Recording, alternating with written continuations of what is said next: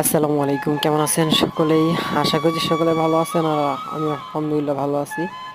তো আজকে দেখাবো যে আমার এই ক্লাসিকের জোড়াটি 4টি ডিম পেড়েছে। এই যে ফিমেল পাখিটা ডিম নিয়ে বসে আছে, আর মেল পাখিটা ওই সাইডে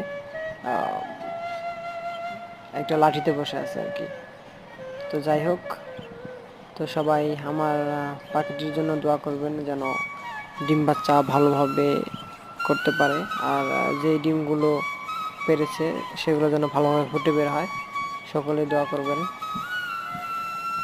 সকলকে ধন্যবাদ। আর ভিডিওটি ভালো লাগলে অবশ্যই একটি লাইক দিবেন, আর আমার এই নতুন চ্যানেলটিকে সবাই সাবস্ক্রাইব করে রাখবেন। সকলকে ধন্যবাদ।